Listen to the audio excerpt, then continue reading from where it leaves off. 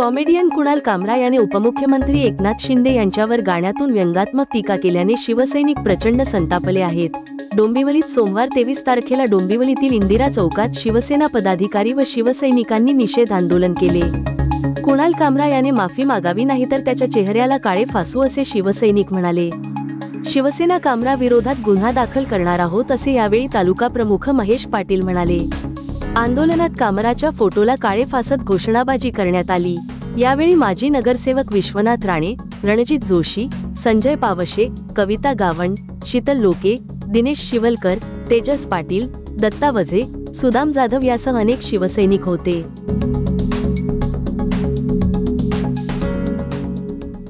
तुम्ही सर्वांनी बघितलं असेल की कुणाल कामराने आमचे माननीय नेते एकनाथरावजी शिंदे यांच्याबद्दल जे अपशब्द वापरले, जी कविता काढली, अतिशय हेतुपुरस्सर त्यांनी ही टीका केलेली आहे। आता सध्या आपल्या देशामध्ये एक ट्रेंड चालू आहे, जो हिंदूंच्या बाजूने बोलेल त्याला कुठल्याही प्रकारे टार्गेट करायचा। त्यांच्याकडे आता दुसरा शिंदे साहेबांच्या विरुद्ध काही उरलेला नाही।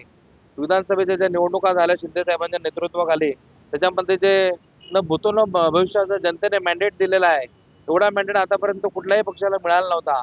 म्हणून यांच्या पायाखालची आता जमीन सरकली आहे आणि आता ते एका जोकराला उभं करून विदूषकाच्या मार्फत असे कृत्य करत आहेत। हे बोलणं ह्या कुणाल कामराचं नाही, कारण त्याचं बोलणं हे अतिशय खालच्या दर्जाचं असतं। हे सर्वांना माहिती आहे, तो जे एक जोकर आहे आणि त्याच्या तोंडून फक्त बोलवण्याचं काम विरोधी पक्षाने केलेलं आहे। म्हणून आम्ही कुणाल कामरावरती गुन्हा दाखल करत आहोत।